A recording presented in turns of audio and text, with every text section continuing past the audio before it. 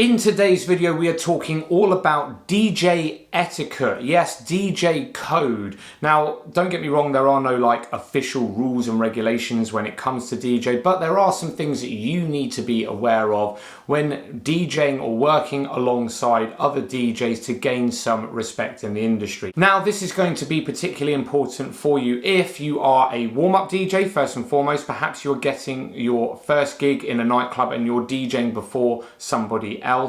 If you are part of a lineup, then some of these things are going to be particularly important for you. Or if you are DJing after somebody else, whether that be a big name or not, these are some of the things that you need to be aware of. So let's get into it.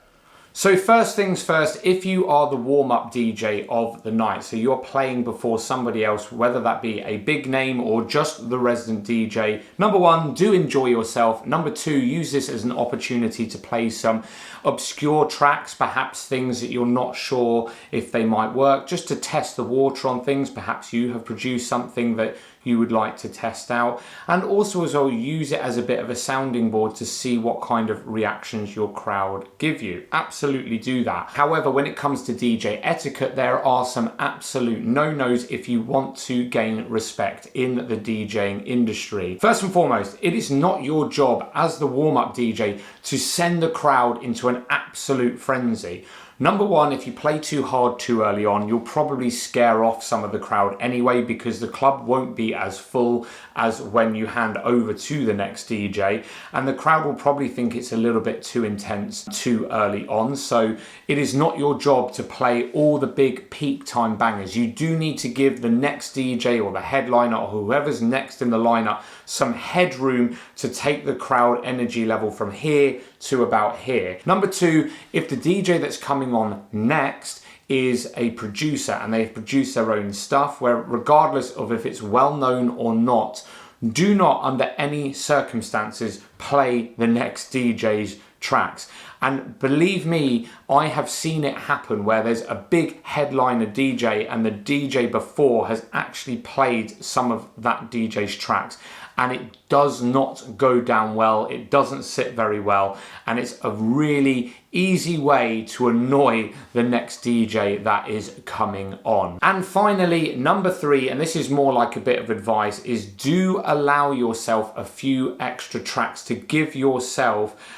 a little bit of flexibility if the next DJ is running late. There's been a number of times where I've been playing with another DJ and that DJ has found it hard to find the venue. Perhaps they're in the dressing room getting ready and they're a little bit late. There is nothing worse than you panicking thinking you're running out of music to play. So give yourself a little bit of headroom as well. I have got a fuller video on doing the warm-up set down below. So if you want to find out how to structure your warm-up set and things like that, do check out that video. Now let's move on to DJ etiquette and how to play after somebody else. So it could be that you're part of a wider lineup, or it could be that you're coming on after the warm-up DJ. So my first bit of advice for you, if you're coming on after somebody else, whether it be the warm-up DJ or whether it be a headliner, is just show some respect to the outgoing DJ. Be friendly, be polite, be humble. Do not let your ego take over, especially if it's like the warm-up DJ. You were probably once in their shoes, and being friendly and being humble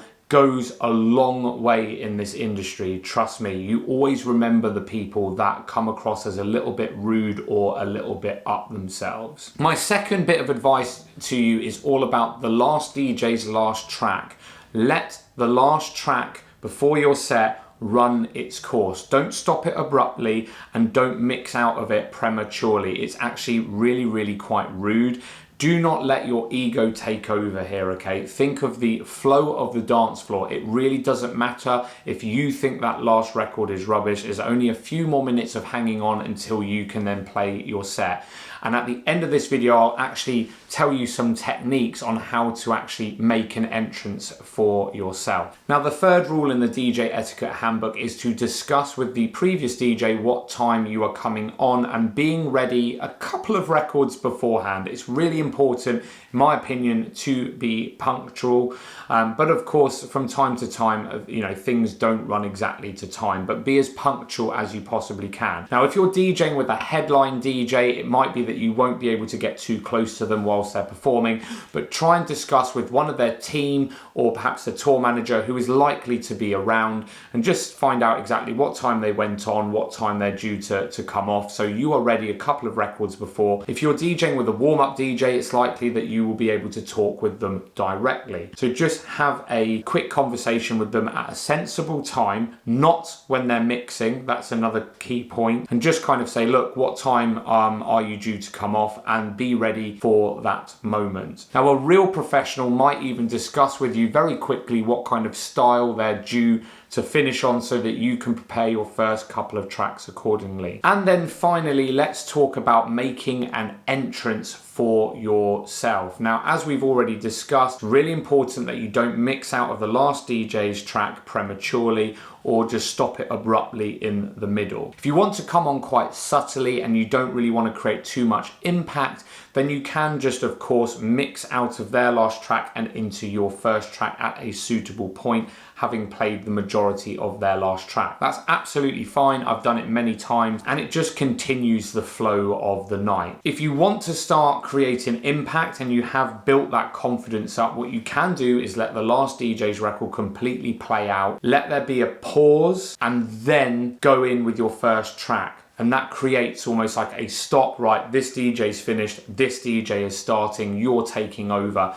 It does take a bit of confidence to do this, because some of the crowd will inevitably think, you know, what's going on? Or they might start thinking, oh, what's happening? Something's about to change. It does take a bit of confidence, but that is one thing to do. A technique that I like to do is just before I mix out of the last DJ's track for sort of 20, 30 seconds, I will subtly turn down their last track a little bit, so it gives me a little bit of headroom when I'm mixing in that next track, so it creates a bit more of an impact. And then the other thing that you can do, a little bit similar to letting the last track play out, pausing and then going into the next track, is playing something completely different, almost like creating the next chapter of the night. So 3 techniques there on how to create an entrance. Hope you found these tips useful. It certainly will stand you in good stead if you want to gain that respect in the DJ industry.